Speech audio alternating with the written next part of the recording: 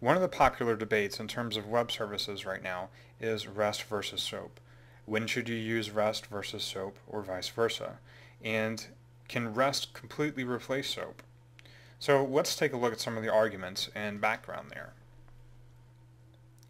SOAP stands for Simple Object Access Protocol and represents an evolution over XML over RPC, where you would use things like Corba or DCOM or another ORB to share data or objects across network boundaries. And the approach to SOAP is to expose operations that implement logic. So there would be a submit order operation, and you would have a XSD object schema definition for what an order looked like. And SOAP does provide loose coupling for integrating diverse systems, and that's really what it was designed for. It's designed for distributed computing, and it's designed to be extensible. And you will find many WS Star standards that extend the SOAP specification. SOAP also offers standard error messaging, using SOAP faults with standard code and subcode for error types. And SOAP aligns very nicely with enterprise application needs and goals. It supports transports other than HTTP, which includes SMTP and JMS, to name a few. And it supports enterprise security with WS Security. It's also language neutral, platform neutral, and transport neutral. And it is ACID compliant and supports atomic transactions with WSAT, supports reliable messaging with WSRM, and provides easy governance through strong typing. In addition, because of its maturity in the marketplace, there is a broad set of development tools that you can use to build both client-side and server-side artifacts for SOAP services. Next, let's take a look at REST and SOAP side by side. As we said before, REST is focused on exposing resources which represent data, whereas SOAP is focused on exposing operations which represent logic. In addition, REST is mainly point-to-point, whereas SOAP is designed to be loosely coupled for distributed messaging. So in addition to point-to-point, which is supported in SOAP, there's asynchronous messaging and pub submodel that you can use with SOAP. SOAP also supports stateless and stateful conversational operations, whereas REST is focused mainly on stateless communication. In addition, one of the big differences with SOAP is there's very strong typing. And in your WSDL definition for SOAP, you'll find not only schema definitions for your operation input and output, your request and response, but also schemas for your data objects.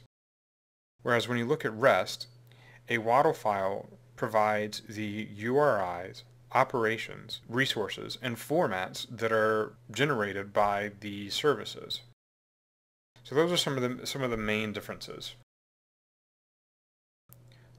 So there's two sides to the argument. One is that REST is better, and obviously the second is that SOAP is better. Here's some of the arguments why REST is better. REST can be consumed by any client, even a web browser, with AJAX and JavaScript. It's lightweight and doesn't require any XML parsing, and doesn't require a SOAP envelope for every message that goes to and from a service provider. And this is very true. Since you don't have to parse XML, the requirements on the client side are much lighter than if you did have to work with XML.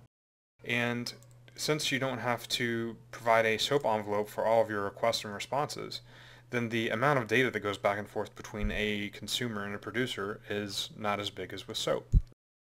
One of the other arguments is that SOAP is old and all the cool kids are using REST. If you look at the current consumer-facing web sites like Twitter, Google, Flickr, Facebook, and so on, many of these are using REST services. And it's very easy to learn how to use REST. It's just nouns and verbs and resources. So I can get a customer object, I can delete a customer object, and so on. It goes very well with the canonical data model of resources and verbs and actions.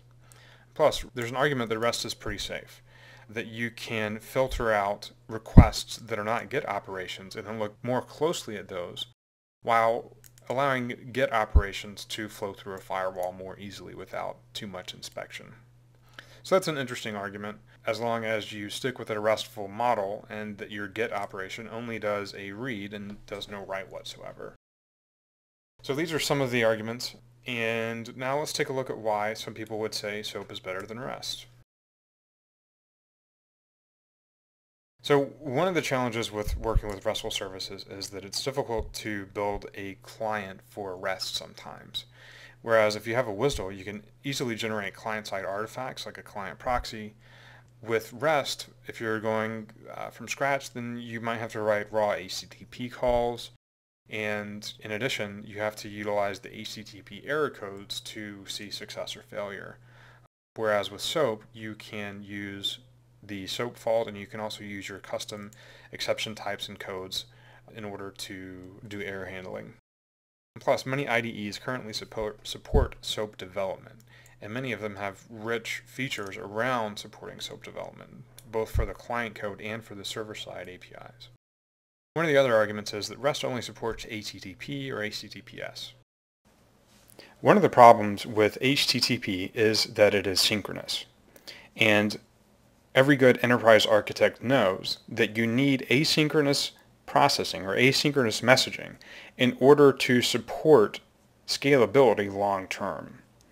If you have to service all of your requests in a synchronous fashion, that means in order to service additional requests or to provide your service to additional consumers, you have to provide more threads within your application server or within your enterprise service producers in order to support those requests. Whereas if you use asynchronous messaging, you can support additional consumers by using the same number of producer threads. So the approach to asynchronous messaging is to decouple the thread that is servicing the consumer from the thread that is providing the service or executing the business logic. In addition, REST, in terms of enterprise level security, REST is not as secure as SOAP, especially if you include parameters as part of the URI. So these are the query parameters, not the path parameters. In addition, there's no support for acquiring tokens for a client-server model, right? Again, we're just putting and deleting resources. Another argument is that REST is not reliable. You have to handle failures with retries, and there's no support for reliable messaging like you'll find in WSRM. In addition, since REST is not strongly typed, it's harder to govern. And you can easily see a proliferation of RESTful services because they are so easy to create and expose your data. There's additional products that offer features for SOAP, such as the service registry, where you can know who is consuming your services and do dynamic lookup of services as well. Whereas the support for RESTful services is not as strong as we currently see for SOAP. So both SOAP and REST have their rightful place within enterprise and consumer applications, and there's no reason they can't coexist and support the same applications. REST is ideally suited for exposing data over the internet or networks in general, and has low bandwidth and CPU requirements.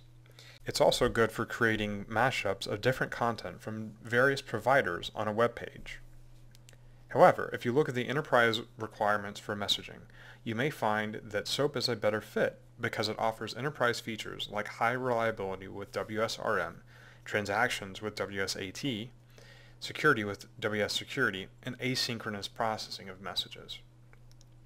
It also supports contract first development, such that if the contract changes, then both the producer and consumer need to be updated in order to handle the change, which in some cases can be bad, but in many cases can be good, especially at an enterprise level when you don't want your interfaces to change without the right level of governance. In addition, SOAP supports stateful conversational operations, such that you can have a conversation with a server and have that span multiple calls and have the same context for those calls. It also has lots of standard support and interoperability with business applications like Siebel and SAP and PeopleSoft, which are important to many enterprises today. It also has great tooling support for both client-side and server-side APIs. So while the learning curve may be shorter for REST, the tool support and ongoing support for SOAP services is very mature.